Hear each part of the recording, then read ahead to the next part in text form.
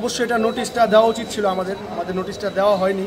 নোটিশটা দিলে ভালো হতো, তাহলে আমরা আগে কিছু একটা করতে পারবো। অভিযোগ তো নোটিশ দেওয়া হয়, কিন্তু আপনারা এখন আইন মেনে কি ভবন তৈরি করবেন? না, অবশ্যই না, আইন ভঙ্গ করে তো করবো না, তার জন্যই তো আপনারা আসছেন, এটা ভাঙতেছে। আমরা তো কোনো বাধা সৃষ্টি করি নাই, কিছু বলি না, আমরা জাস্ট জানতে চাইছি যে এটা কেন ভাঙা হচ্ছে, এটাই তো।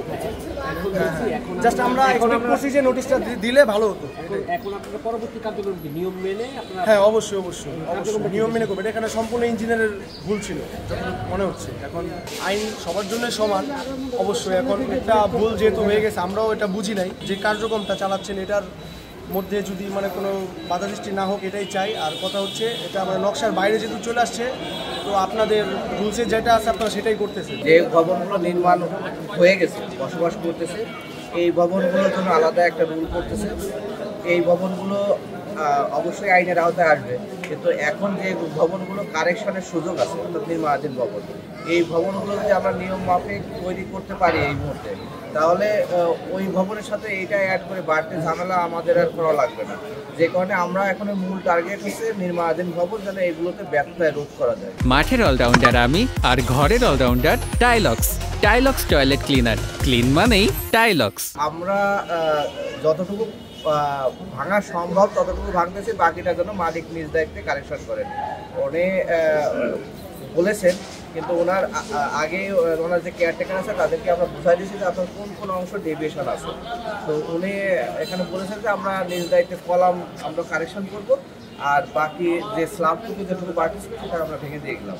মেসেজটা এটাই যে আমরা নতুন যেগুলো ভবন হবে এগুলো আমরা কোনোভাবেই ব্যবসায় করে তৈরি করতে দেব না, আর যেগুলো হয়ে গেছে এগুলোকে আমরা অবশ্যই আইনের আওতায় আসবে, কিন্তু এই মুহূর্তে না। আমরা আজকে সকাল 9:30 থেকে আমরা নিয়মিত মোবাইল কোর্টের অভিযান পরিচালনা শুরু করেছি।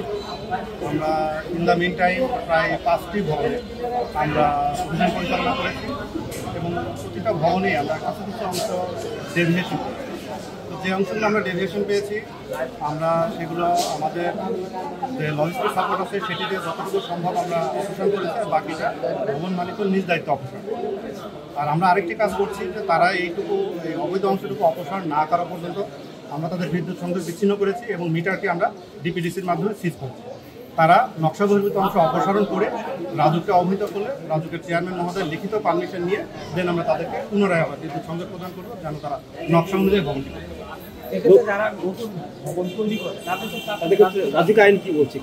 যে আমাদের নতুন ভবন যারা করবে অবশ্যই এই ঢাকাকে বাসযোগ্য করার জন্য আমাদের বর্তমান চেয়ারম্যান স্যারের নেতৃত্বে আমরা নকশা বহির্ভূত কোনো ভবন কোনোভাবেই নির্মাণ করতে দেবো না।